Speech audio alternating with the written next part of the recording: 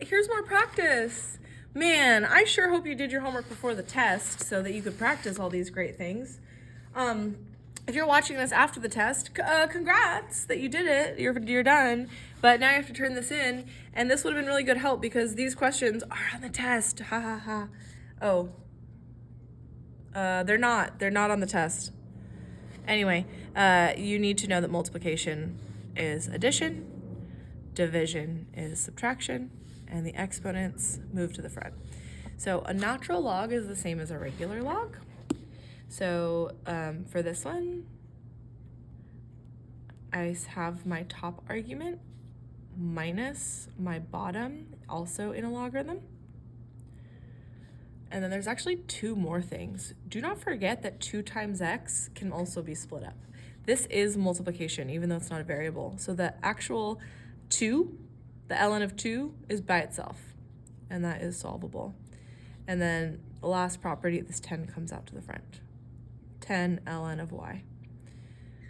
ln of 2 plus ln of x minus 10 ln of y. That's it. The next problems ask you to condense. These are really good condense problems. When this 3, you can do it one step at a time. When you have like a coefficient in front of parentheses, just remember that this 5 and this m need to be squared. This m to the third isn't. That's why it's outside the parentheses. Same thing here. This 8 is going to go on the x, but this 3 is going to go on the y and this. So there's more than one way to do this. I don't want to tell you one way to do it, but you can literally distribute the 2, if that's helpful. You can condense this first and then pop the 2 up, or you can just distribute the 2. And just like down here, you'll distribute -3, distribute -3. You're gonna end up with a -6. So that one's gonna turn out to be a -6 on that x. And also the negative distribute, so both of those are gonna be in the denominator. This QR code at the very bottom can also maybe help you. I don't know if it's worth doing.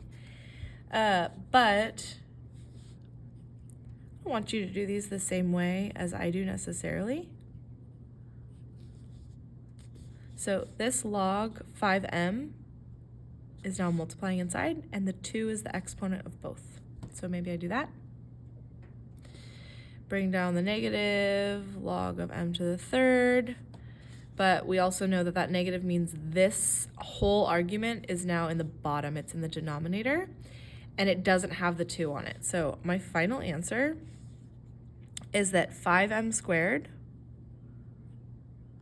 is in the numerator, m to the third is in the denominator of the entire argument. Now I can leave it like this. It's also simplifiable. If you answer this, I'll be more than happy.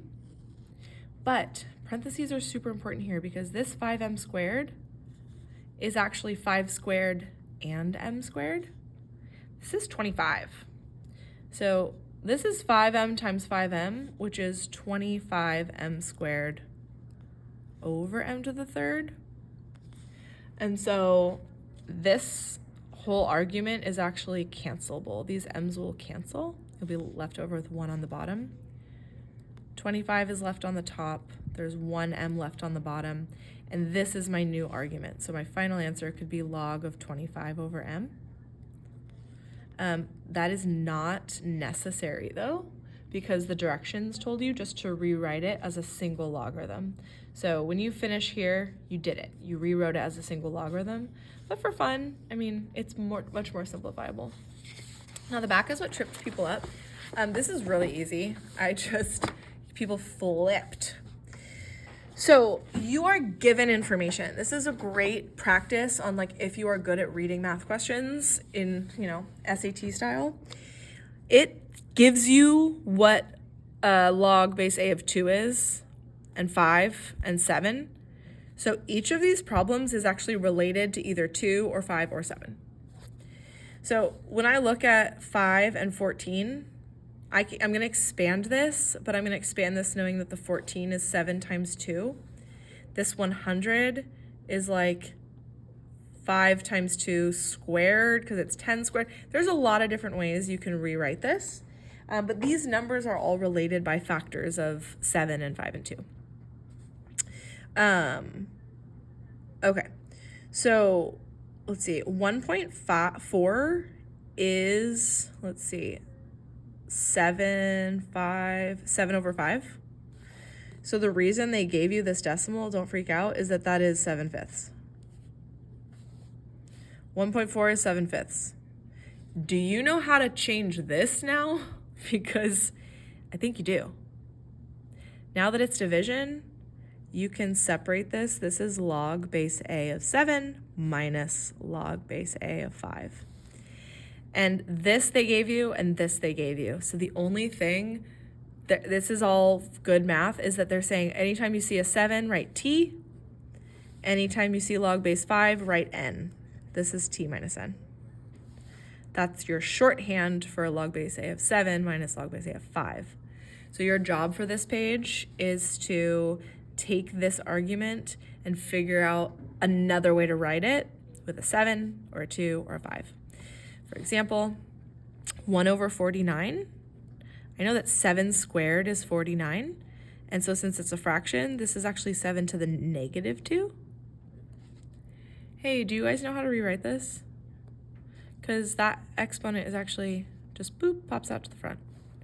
This coefficient, negative 2 log base A of 7, boop. Now that I see the log base A of 7, I go back up to my little key. It's like a puzzle. My key says that I'm supposed to write t.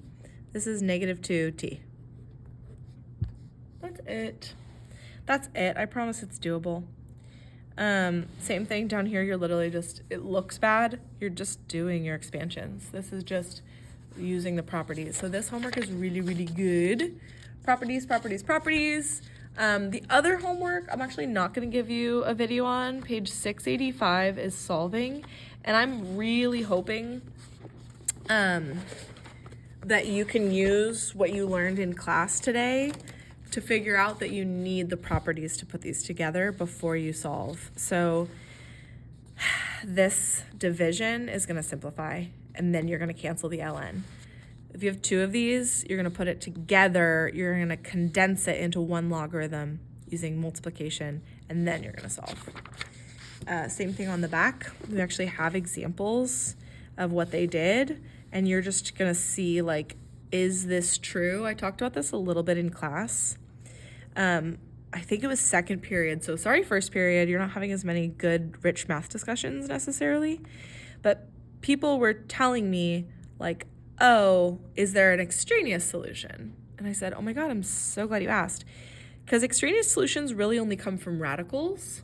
So when you're solving these logarithms, the only time you have extraneous is with radicals. So this is actually plus or minus 10. You have to figure out if either of these are extraneous when you plug it in. It's kind of hard, but I want to know what you say.